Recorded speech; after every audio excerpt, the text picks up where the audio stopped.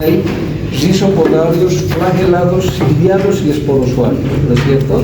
O coccidios, que son aquellos que no tienen movilidad. Los protozoarios se clasifican de acuerdo a las organelas por las cuales se pueden movilizar. Hemos avanzado, o se ha avanzado con ustedes, rizopodarios y flagelados. Hoy nos toca hablar de los ciliados, aquellos que tienen cilias como organelas de movilidad. Sin embargo, dentro de estos parásitos hay uno solo que es de importancia médica. Y además de ser de importancia médica, este protozoario ciliado es una zoonosis, es decir, que son parásitos de animales, que excepcionalmente o rara vez, ¿no es cierto?, afectan al humano. Pero el ser humano es un hospedador habitual que cuando es portador de este parásito, ¿no es cierto?, se produce patología.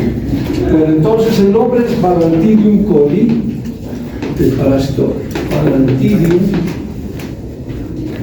coli, o también llamado Neobalantidium coli, ¿de acuerdo? Entonces, género y especie, Neobalantidium o Balantidium coli. Este protozoario inicialmente es zoonótico, es decir, que se estudia en animales. El hospedador habitual más frecuente es el cerdo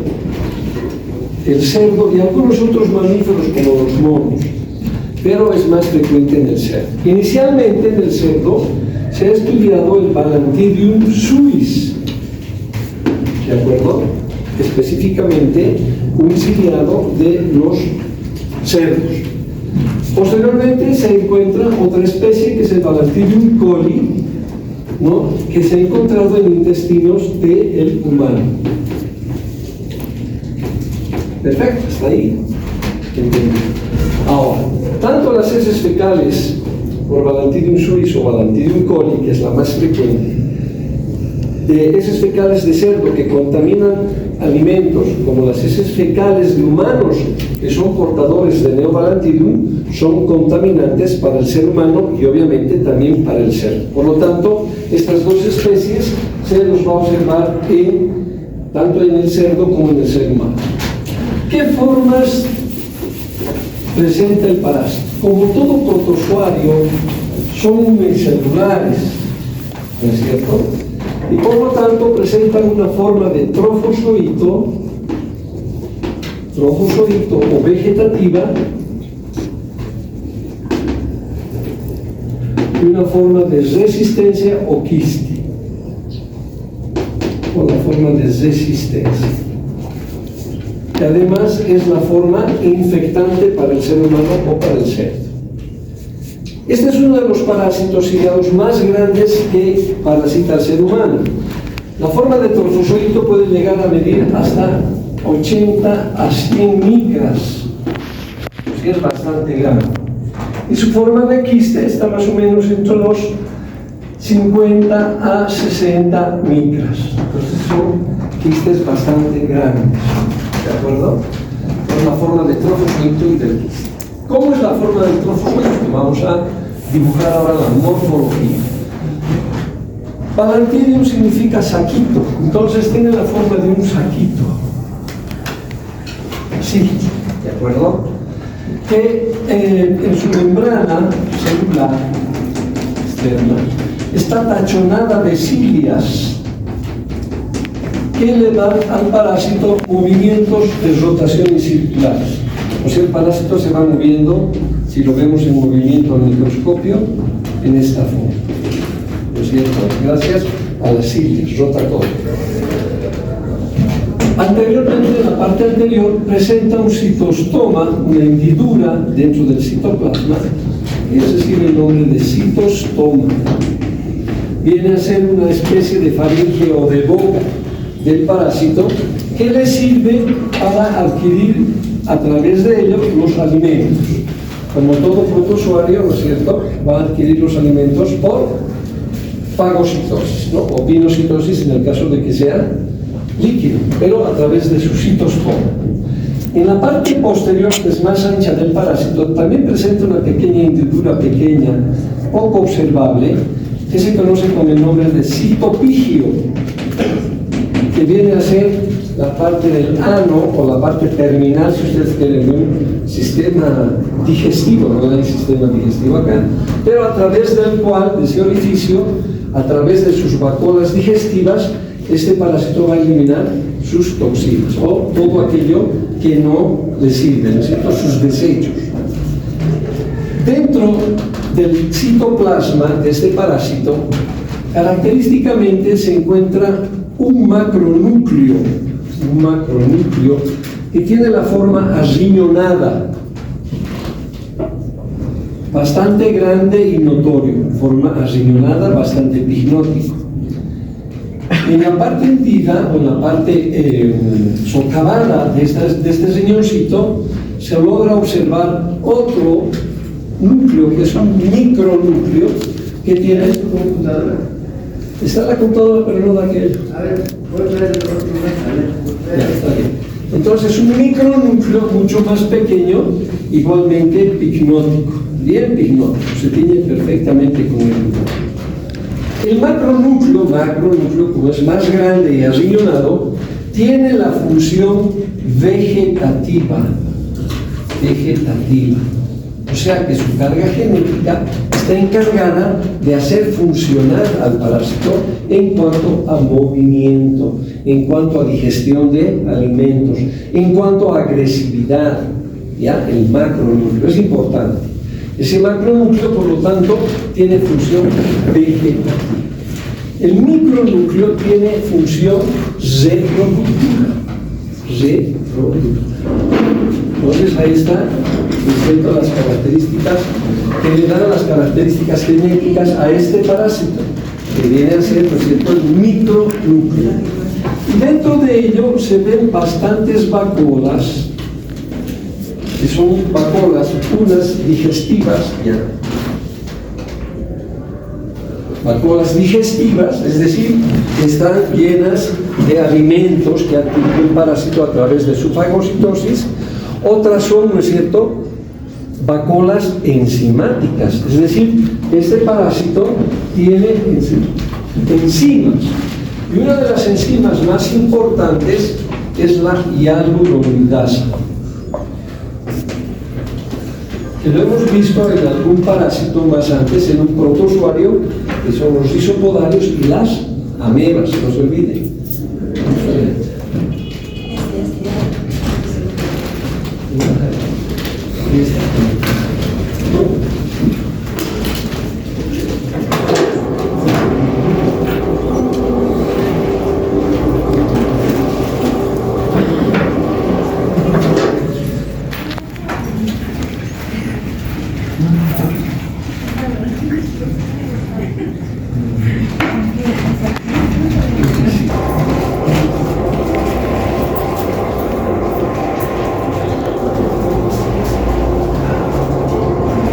Entonces, esta enzima, la hialuronidasa, es importante. Hemos visto, por ejemplo, que esta enzima es muy importante en las amebas, ¿no? La ameba histórica. Por lo tanto, este protozoario también tiene esas enzimas dentro de su vacuola digestiva, la hialuronidasa. Y obviamente tienes otras, aquí podemos observar algunas enzimitas, ¿no es cierto?, o vacuolas, donde están algunos alimentos, bacterias, porque también se alimenta de bacterias que se encuentran a nivel del intestino. La forma quística, que es más pequeña, llega a medir hasta 60 micras. Está claro, no se haga una pregunta en cuanto al trofozoito, que no tiene mayor relevancia. Luego, la forma quística es ovoide o circular, de doble membrana. Entre la membrana interna y la externa se ven perfectamente plegados los cilios, es decir, que mantiene los cilios dentro de su forma quística. Y característicamente en su citoplasma solamente se observa el macronúcleo, no se observa nada más. Y el citoplasma es finamente granular. Algunas veces se logra observar el micronúcleo muy pegado al macronúcleo, pero en generalidad desaparece. No es que desaparece, sino se conjunciona, y solamente en el quiste lo que llama la atención para hacer el diagnóstico es el macronúcleo. De mide, hemos dicho 60 mil. Es la forma de resistencia. Sencillísimo, un parásito bastante sencillo. Vamos al ciclo biológico. El ciclo biológico, como todo protozoario, es monoxénico, ¿no es cierto? Monoxénico.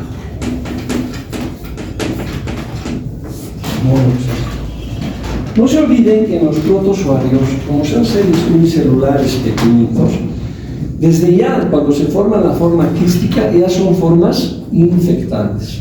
No requieren estar en el medio ambiente, no requieren de otros hospedadores intermediarios para hacerse infectantes. Es decir, se forma la forma quística y ya es una forma infectante. Por lo tanto, se cumple también en Balantidium coli el mecanismo ano, mano, ojo. ¿Está perfecto? Bueno, entonces al ser monoxénico, vamos a pensar que el ser humano es el que nos interesa por el cuadro de enfermedad que va a tener. El mecanismo de infección, el mecanismo es a través de la ingesta de quistes de Neobalantidium o Balantidium coli en alimentos, agua y ano, mano, boca. O sea, eso es el mecanismo de infección para esta parasitosis. Generalmente, obviamente, por contaminación de alimentos, ¿no es cierto? Muy rara vez nosotros vamos a adquirir o vamos a levantar un alimento donde haya materia fecal. Entonces tiene que haber contaminación por aguas, por la lluvia, y son quistes bastante resistentes. Una vez que el quiste entra por vía oral, entra hacia el estómago, en el estómago, gracias al ácido clorhídrico, se reblandece la membrana quística y se activa el macronúcleo y el micronúcleo que se encuentran dentro del quiste para que este se libere. Se va a liberar, miren, recién cuando está entrando al intestino grueso. No se libera ni en el estómago ni en el intestino delgado, sino lo hace en el intestino grueso. Y por cada quiste que se ingiere, ¿no es cierto?, se libera un espécimen, es decir, un nuevo trofozoito de Balantidium. Como verán, no es como en las amebas, en la que hay una multiplicación. En un quiste tetranucleado, por ejemplo, cuando ingerimos un solo quiste, ya automáticamente nos estamos infectando por 4 amebas, o por 8, perdón. Es tetranucleado, ¿no es cierto? La multiplicación que se produce a nivel del intestino nos da liberación de 8 amebas. Si es un quiste de ameba coli, por ejemplo, y tiene, qué sé yo, 8 quistes, 8 núcleos, ¿no?, va a liberar 16 amebas. Hay una multiplicación. En cambio, en el caso de Balantidium coli, por cada quiste se libera solamente un solo trofozoito. Este trofozoito tiene como hábitat, ¿dónde le gusta habitar a este parásito? Es el mismo hábitat de ameba histolítica, es decir, el ciego y el recto sigmoides. Principalmente, ahí es su hábitat. Entonces el parásito llega, ¿no es cierto?, a ese nivel, llega a madurar una forma de trofozoito, ya está muy desarrollado su macronúcleo y su micronúcleo, y empieza a multiplicarse, ¿no es cierto? Nacer, crecer, multiplicarse y morir. Ese es el ciclo de todo ser vivo. Entonces se empieza a multiplicar porque este parásito tiene que continuar su ciclo biológico. Se multiplica, forma quistes, sale con las heces fecales y se vuelve a repetir el ciclo monoxénico. Ahora, puede intervenir un cerdo, es decir, que en vez de que ese quiste ingiera el ser humano, lo puede ingerir el cerdo, y el cerdo obviamente va a desarrollar trofozoitos de Balantidium en su intestino grueso. Viene a ser como una especie de reservorio. Sin embargo, no es solamente el reservorio. ¿Por qué? Porque los cerdos también presentan patogenia. Es decir, ahorita vamos a ver la patogenia que produce este parásito, también produce afección en el intestino del cerdo, ¿no es cierto? Si fuera reservorio como tal, sabemos que los reservorios son aquellos seres vivos que mantienen a un parásito en el cual el parásito no cumple ninguna función, no tiene ninguna transformación y se mantienen en forma latente. Ese es un verdadero reservorio, ¿sí o no? En los cerdos puede ser reservorio mientras no hay afección. Vendría a ser, mejor específicamente dicho, un hospedador sano, ¿no es cierto? Muy bien. Ahora, ¿qué es lo que pasa? Este parásito en el ser humano, para afectar, para hacer patología, tiene que encontrarse en un intestino lesionado, en un intestino que tiene una lesión base. Vamos a dar ejemplo. Por ejemplo, una colitis por infección bacteriana, que esté cursando con una shigellosis, que esté cursando con una salmonelosis, o que se haya exacerbado, por ejemplo, un cuadro de infección intestinal por Escherichia coli enterotoxigénica, ¿no es cierto? Entonces hay una lesión en el intestino inicial, a eso se llama una infección base, que está de base. Podemos hablar de ciertas alteraciones morfológicas dentro del intestino grueso, los divertículos, por ejemplo. Los divertículos son pequeñas formaciones saculares congénitas que se presentan en el intestino grueso, que tienen cierta función inflamatoria, son constantemente molestosas, producen inflamación intestinal constante, ¿no? Sí que haya infección, inflamación. Eso se llama, ¿no es cierto? Esta lesión se produce porque hay un adelgazamiento congénito de la pared del intestino y es a ese nivel donde los parásitos van a afectar. Puede haber aganglionosis, es decir, falta de ganglios para motilidad y funcionalidad del intestino, por ejemplo, que son alteraciones congénitas que ustedes van a ver cuando lleven, por ejemplo, gastroenterología. ¿Qué lesiones hay frecuentemente a nivel del intestino grueso? O puede ser que el paciente tenga una gran infección, miren ustedes, por ameba coli. La ameba coli es saprofítica, pero cuando hay gran cantidad, de alguna manera producen inflamación intestinal, sin hacerle daño, ¿no es cierto? Sin hacerle daño. Pero ese intestino ya está debilitado, como que está abriendo las puertas para que Balantidium coli pueda aprovechar, ¿no es cierto?, y producir lesión.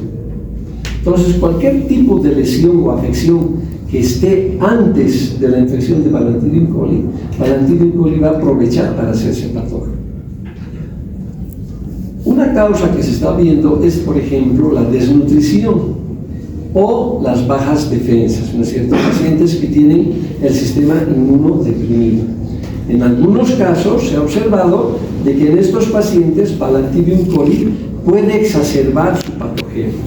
Es decir, no necesariamente tiene que haber una lesión en el intestino, pero al haber inmunosupresión también hay disminución de la inmunoglobulina A, por ejemplo, a nivel de la mucosa, ¿no es cierto?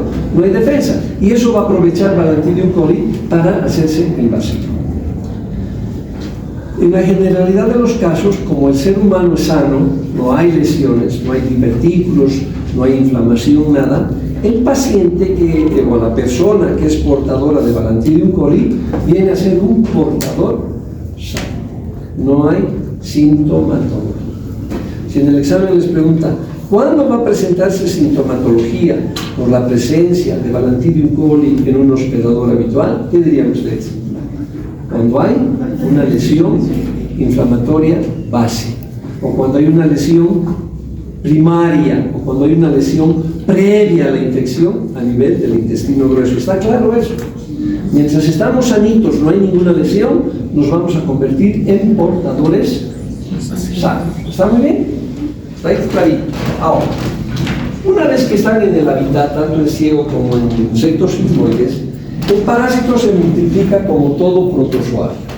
Se reproduce por reproducción asexual, fisión binaria.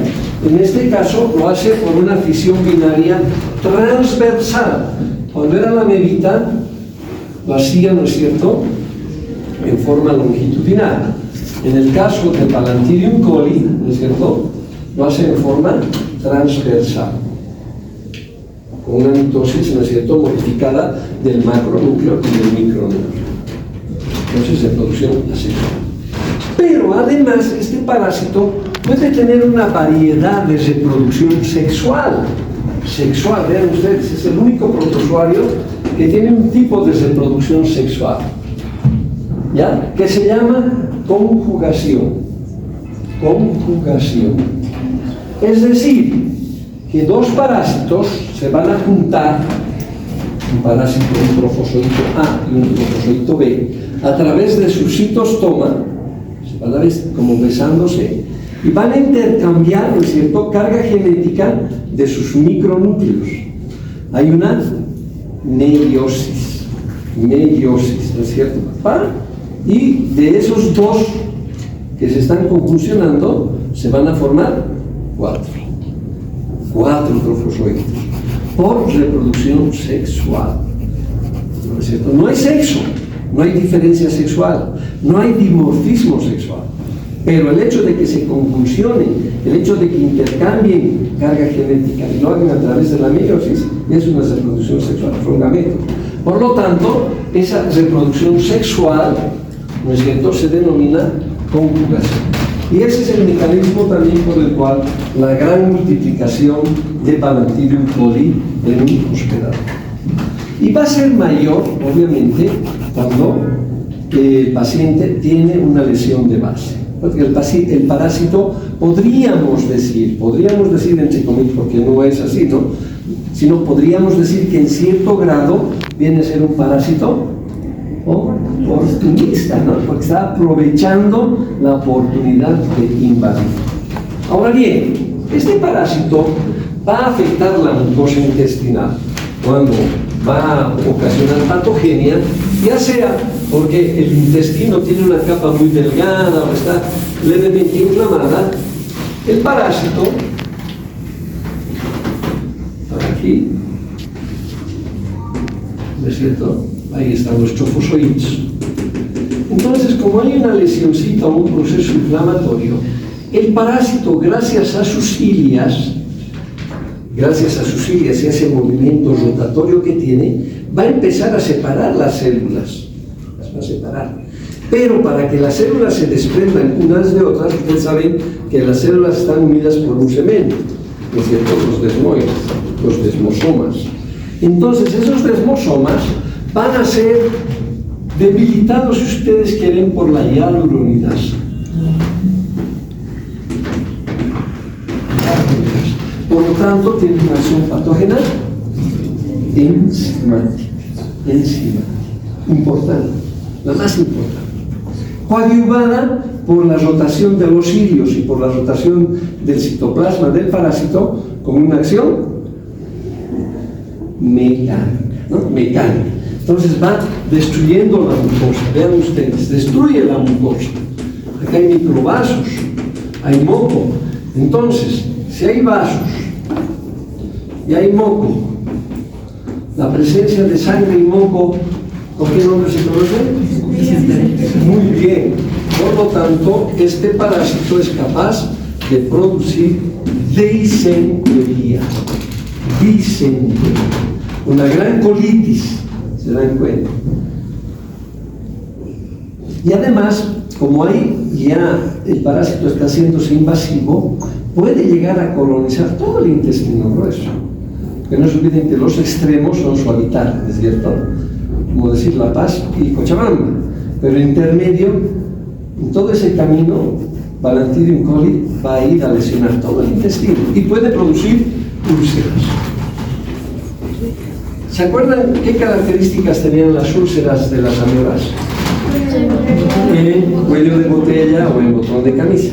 Aquí son úlceras crateriformes. ¿Qué características tienen? En forma de cráteres, como de los cráteres del volcán, abiertas, grandes, y como si hubiera habido un bombardeo. Entonces, las úlceras son crateriformes y difusas. Que tanto así, si el paciente ya tiene una lesión y tiene una colitis una colitis balantidiana, puede ser, pero es excepcional. pero sí una colitis intensa, ¿no? Acompañada de disentería. No se olviden que los cuadros disentéricos, cuando hablamos de disentería, ustedes siempre tienen que pensar, cuando sean médicos y ahora que están en formación, todo cuadro disentérico es grave. Todo cuadro, sea producida por bacterias, por parásitos o por virus. ¿De acuerdo? Dentro de los parásitos que producen disentería, los más graves, ¿cuáles son? Ameba histolítica y Balantidia. No hay más. Esos producen disentería. Dentro de las bacterias, hay varias bacterias. La shigellosis, ¿no es cierto? Después está la salmonelosis, la tifi, la paratifi. Esos producen disentería. Y algunos rotavirus que también pueden producir disentería, pero principalmente en niños. ¿Está claro? Disentería, no se olviden. Muy bien, entonces producen lesiones que pueden llegar inclusive hasta la submucosa. Estas úlceras crateriformes, ¿no es cierto?, pueden llegar hasta la submucosa. Pero por ser grandes, miren, son 100 micras, 80 micras, no son capaces de invadir a los capilares a nivel de la submucosa. No son capaces. Por lo tanto, muy rara vez se va a presentar balantidiosis extraintestinal. Rara vez. Pero se puede dar. Sí, en medicina no se olviden que nunca 1 más 1 es 2. Todo se puede dar. Y es posible que el balantidium, por ser invasivo a la mucosa y a la submucosa, pueda dispararse por vía sanguínea. Por vía sanguínea. O tal vez por linfática, no se sabe. Puede dispararse a otros órganos como ser el hígado, el pulmón, el cerebro. Y darnos, ¿no es cierto?, abscesos balantidianos. En el caso de la ameba son abscesos amebianos, ¿verdad? En este caso, Balantidium coli es capaz de dar balantidiosis extraintestinal, pero no es tan frecuente como ocurre con amebas. ¿Está claro? ¿Alguna pregunta hasta ahí? Una vez que ha producido su patogenia y hay una colitis, obviamente el paciente recién va a acudir donde el médico, ¿no es cierto? ¿Cuándo asiste donde el médico un paciente? Cuando las cosas se agravan. Cuando es al principio puede haber una diarreíta, inclusive una disentería que se esté iniciando, el paciente no acude donde el médico. Y es ahí donde podríamos hacer un diagnóstico inicial y evitar que vaya más allá, que haga una colitis severa, que haya ulceraciones intestinales masivas, ¿no es cierto? Y que inclusive puede una ulceración por la debilidad intestinal llegar a producir una perforación intestinal y producir una peritonitis. Pero es raro, pero puede darse. Puede darse. No se olviden que hoy en día la medicina trata de evitar, ¿no es cierto?, el ciclo biológico, o si ustedes quieren, la correlación lógica de las enfermedades. Trata de cortar cuanto más antes, mejor. Cuanto más antes, mejor. Es decir, que detenemos una enfermedad. No se olvide que cuando se implanta una enfermedad, la enfermedad siempre va a estar ahí. ¿Qué es lo que hace el médico? Evitar que esa enfermedad siga su curso. Lo detiene. Y si lo trata de eliminar, mejor. En cualquier enfermedad que ustedes quieran, en cualquier enfermedad. Muy bien, entonces se hace el diagnóstico. Cuando el paciente ya está con su disentería, tiene deposiciones mucosanguinolentas, pues acude donde el médico, hace su examen, primero semiológico, hace su examen clínico epidemiológico, y bueno, va a llegar a un diagnóstico más certero, haciendo el diagnóstico etiológico. En el diagnóstico, para el diagnóstico etiológico, ¿qué es lo que tenemos que hacer? Fácil.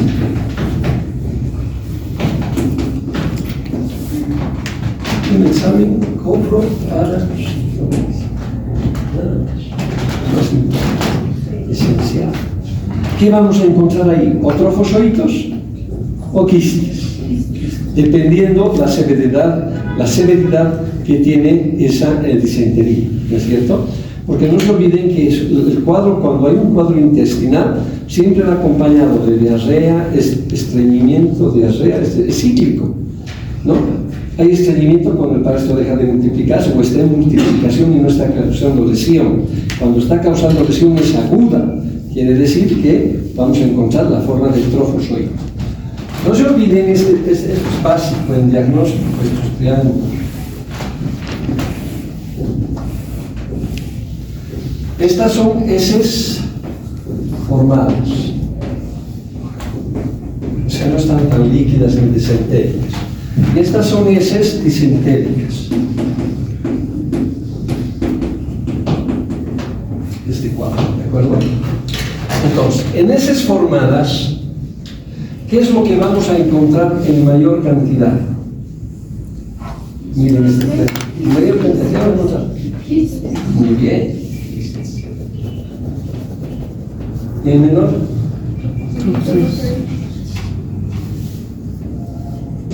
En cambio, en heces disentéricas o diarreicas, ¿qué vamos a encontrar en menor cantidad? Quistes. Pero en mayor cantidad, trofos.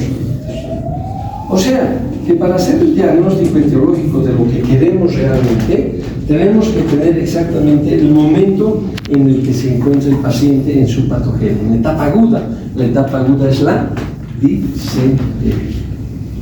¿Estamos de acuerdo? Facilito. ¿Cuál es la sintomatología? Ahora ya sabemos que puede producir ulceraciones a nivel de todo el intestino, principalmente a nivel de rectos sigmoides, puede ser a nivel del ciego. Otra forma de diagnóstico, por ejemplo, sería hacer una rectosigmoidoscopía, ¿no es cierto? ¿Por qué? Porque vamos a encontrar úlceras a nivel del sigmoides y del recto. Y podemos tomar una biopsia para hacer diagnóstico etiológico. La sintomatología es como todo cuadro gastrointestinal, ¿de acuerdo? Como cualquier cuadro de colitis, es decir, excitación intestinal baja, ¿no es cierto? Hay deseos de ir a defecar constantemente, puede haber tenesmo, en algunos casos tenesmo, ¿no? Hay meteorismo, porque no se olviden que gran parte de los gases se forman tanto en el intestino delgado como en el intestino grueso, ¿no es cierto? O sea, hay meteorismo, malestar general, abombamiento del abdomen, náuseas y vómitos muy poco. ¿Por qué? Porque ya estamos lejos. Lo que sí da más ganas de defecar, tenesmo, ¿no es cierto? Y febrícula, fiebre no hay, malestar general pasajero, decaimiento leve, como todo cualquier cuadro diarreico.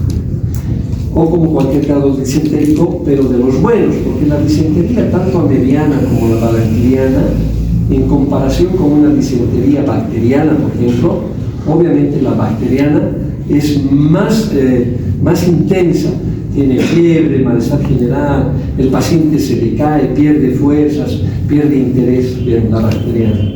¿Por qué? Porque la bacteriana es más agresiva, no es de entrada. En cambio, los parásitos son focalizados. Entonces, ese problema gastrointestinal que se presenta en la disentería bacteriana no es. Una vez hecho el diagnóstico, ya sea encontrando trofosoritos o quistes, hay que hacer el tratamiento.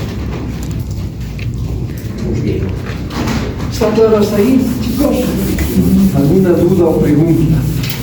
El único auxiliar no da muchos problemas, pero se parecen mucho las amigas. El tratamiento en realidad de Balantidium es más efectivo con antibióticos que con parasitarios mismos, ¿ya? Responde muy bien a la tetraciclina, ¿ya? También se ha dado algunos antiparasitarios, ¿no es cierto? Les responde a algunos antiparasitarios, como el metronidazol muy poco, aunque es un antibiótico, es un antiparasitario de elección para todos los protozoarios. Sin embargo, la respuesta es mejor a las tetraciclinas, ¿de acuerdo?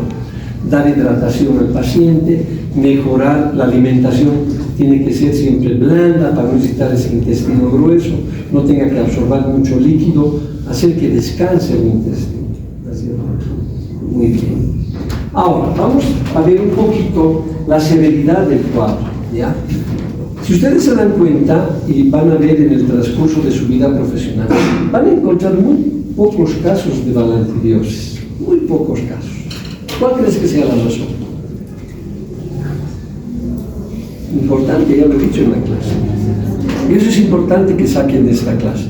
Porque no produce cuadros severos como la mediasis, como la diarreosis. La balantidiosis casi no se conoce. ¿Por qué? Porque la mayoría de cuadros son así. Correcto, porque son asintomáticos, somos portadores sanos, ¿es cierto? Muy pocos son los que van a llegar a una balantidiosis severa porque van a tener de fondo una lesión intestinal. Eso es importante. Entonces se ha hecho un trabajo en niños que tenían cuadros diarreicos en el altiplano, entonces en el altiplano, en la zona lacustre principalmente, ¿no? Todos los Andes, toda esa zona, en más o menos 2.100 tantos niños, se hicieron en el año 1949, si no me equivoco, y han hecho examen coproparasitológico para hacer y buscar precisamente Balantidium coli. ¿Ya?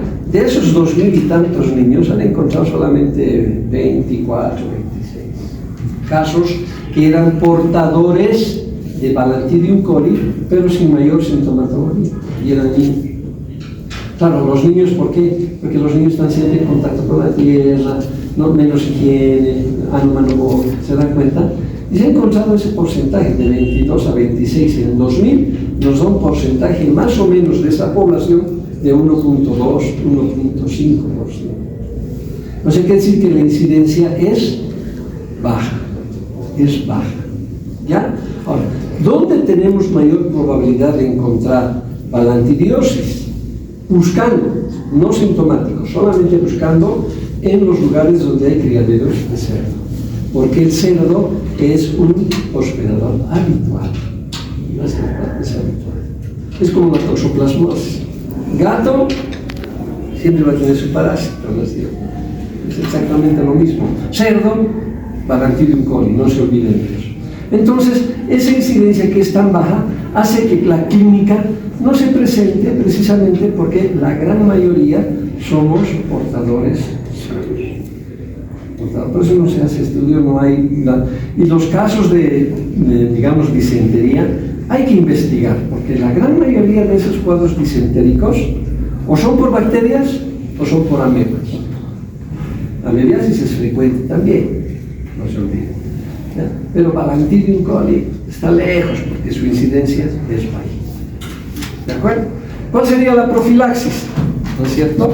La profilaxis, lavar bien los alimentos, hacer hervir el agua, ¿no es cierto? Lavarse las manos después de hacer las necesidades, hacer higiene, ¿no es cierto?, de las manos para evitar la contaminación ano, mano, boca, y obviamente hacer un control del criadero de cerdos. Hacer un control para hacer el control de la enfermedad principalmente, y obviamente hacer el tratamiento de aquellos que sean portadores sanos. Con eso se resuelve el problema y la balantidiosis la vamos a controlar siempre. No es una enfermedad grave, pero cuando será, pues será, y hay que estudiarlo y analizarlo. No sé si tienen alguna pregunta. Tengo dos. Al momento de describir todo el parásito, lo describió como si, o sea, reúne todas las características de un parásito oportunista, pero nunca lo define como tal. No es oportunista. Puede actuar como oportunista, porque el oportunista es aquel que es aprofítico. No se da. Solo cuando las defensas bajan, sí se hace patógeno. En cambio, este es patógeno. ¿Por qué? Porque tiene enzimas patógenas, tiene hialuronidasa, es invasivo, ¿no? Y suficiente que el intestino esté inflamadito. A ver, un colon irritable. ¿Cuántos de ustedes no tendrán colon irritable? ¿Quiénes son los renegones aquí? ¿Quiénes son fosforitos? Se les dice algo ya que... Esos van a terminar con colon irritable. Y el colon irritable, chicos, es una patología del siglo XXI. ¿Qué pasamos renegando? ¿Qué es colon irritable? Nos excitamos, nuestro colon automáticamente se inflama. Y nos da colon irritable cuando vamos a dar un examen. A ver, ¿a quién les da eso? Ya vamos a dar el examen, nos echamos aquí con varios. ¿Cómo irritable? Porque nos estamos excitando. Y si ahí nos ponemos un quiste o un Balantidium coli, ya hay una lesión de base, hay una inflamación, ¿no es cierto? Y va a producir patógeno, ¿no es cierto? Ahora, puede producir lesiones el Balantidium porque tiene que alimentarse de mucosa, pero no lo invade, no lo invade. Hace su hialuronidasa, destroza la mucosa, pero está actuando a nivel de mucosa. Va a dar una diarreíta el sistema inmunológico, la inmunoglobulina A, va a hacer que no avance más allá. Es patógeno, pero nuestro sistema lo mantiene como un hospedador sano. Es decir, no es oportunista, actúa como la primera pregunta. La segunda. Menciono tanto humanos como cerdos, que son hospederos habituales. Todos los menciono. ¿Cuáles más? Monos. Se han encontrado Balantidium en heces fecales de monos. Pero eso ha sido estudios que han encontrado. No sabemos si es Balantidium, porque hay varias especies de Balantidium. ¿Ya? Hay varias especies. Pero estamos hablando del Balantidium coli o del Neobalantidium. Este mismo que tiene esos pseudodemas, que tiene una característica de este protozoario, se le encuentra en heces de monos. Pero son estudios. Por eso te digo, hay que todavía estudiar un poquito. ¿Sí? ¿Alguna otra pregunta? Está bien. Mencionó medidas de control tratamiento de cerdos. Sí. ¿Cuál sería mejor? Igual hay que darle antibióticos a los cerditos, se les da tetraciclina, lo mismo. Por eso es que cuando se ha empezado a investigar y los mamíferos, los animales que nos rodean, la gran mayoría son antropozoonoses, ¿verdad? Todas las parásitos son antropozoonoses, por lo tanto hay que controlar a estos animalitos. ¿Por qué? Porque son como una especie de... No son reservorios puros, no se olvide, una especie de reservorio de parásito. Por lo tanto, todos los animales que son criados en cabañas, todos son con control sanitario, desparasitados. Hay que hacer eso, ¿no? Con todos los animalitos se cumple eso, con todos los animalitos. Cualquier animalito que tú me digas que se maneja, por ejemplo, en zoológicos, ya no hay muchos zoológicos, ya se están desapareciendo. Pero el control, por ejemplo, de veterinaria es desparasitar a todos los animales. ¿De acuerdo? Si tú tienes un perrito, tienes que desparasitar. Si tienes un gatito, con mayor razón. Si crías ratoncitos, con mayor razón. Porque ellos son portadores de algunos genes para virus, por ejemplo. ¿No es cierto? Hay protozoarios que tienen genes que transportan virus. O sea, imagínense, esos seres unicelulares están intrometidos en todo. ¿Qué querías preguntar? Dijo que el mecanismo de infección también puede ser por ingesta de cerdos. ¿Eso lo convierte en un... ¿De cerdos? Ingesta de cerdos. ¿De cerdos? No.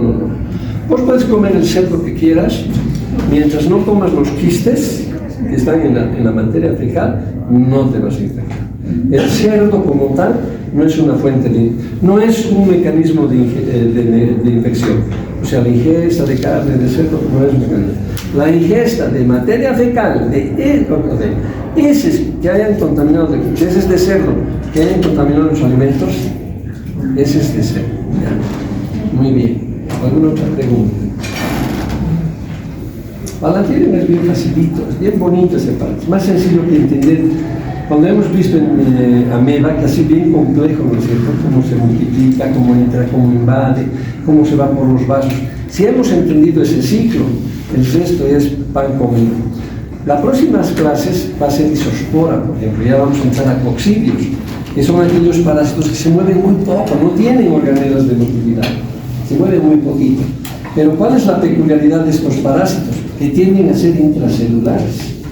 O sea, no viven en el lumen como viven todos los protozoarios que hemos visto ahorita, ¿no es cierto? Amebas, Giardia, Balantidium. Y cuando invade ya producen lesión. En cambio, los coccidios, inmediatamente nosotros ingerimos, se hacen intracelulares. Y ahí se complica más. ¿Por qué? Porque al hacerse intracelulares, su patogenia es mayor. ¿No es cierto? ¿Por qué? Porque están bloqueando enteramente el sistema inmunológico. Y es más, yo les voy a decir, cuando lleven coccidios, creo que les da el doctor Aguirre, es una maravilla si les da el doctor Aguirre. Los coccidios son muy patógenos, pero nuestro organismo también es sabio. Tenemos grandes defensas. ¿Qué hacemos?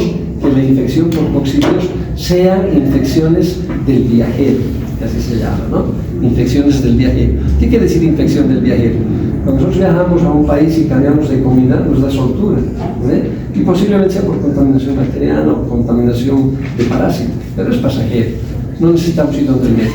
Lo mismo pasa con los coccidios. A veces nos infectamos de un parásito tan patógeno, pero nuestro organismo se defiende también, que pasa como si fuera una infección de viajero. Pero cuando el parásito quiere fregar, Cuando el parásito puede molestar, cuando el parásito es muy patógeno, los pacientes claudican. Ahí sí claudican, ¿no? Seguramente les va a preguntar el doctor, han habido infecciones de jugadores de rugby. Los de rugby son de ese fútbol americano, ¿no? Corpulentos, sanos, bien alimentados. Se han ido a un hotel allá en los Estados Unidos y hubo una contaminación de las aguas con las heces fecales de las vacas, porque estos parásitos desarrollan muy bien en las heces fecales de las vacas, en el intestino de la vaca. Y ha habido una contaminación del agua por eso.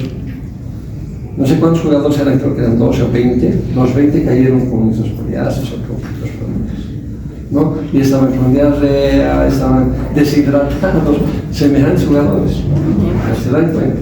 Todo depende de la patogenicidad, de la severidad, de la virulencia del parásito. Eso tienen que tomar en cuenta y del estado nutricional que nosotros tenemos. Si ustedes tienen que siempre pensar, chicos, alimentarse bien, ¿no es cierto? Por más pobres que fuéramos, tenemos que comer hidratos de carbono, tenemos que comer proteínas, tenemos que comer todo, ¿no? Micronutrientes. No ser vaganos, creo que vaganos, ¿no? Veganos, bien, vegetarianos, ¿no? No, los vegetarianos sí tienen una muy buena alimentación, viven muy bien, pero son propensos a muchos trastornos nutricionales. ¿Ok? Bueno, ¿alguna pregunta más? ¿Todo bien? ¿Les ha gustado? Yo sí lo digo, tenemos las diapositivas, todo en imágenes, pero bueno, nos ha fallado la computadora. Bueno, muchas gracias y nos vemos la próxima.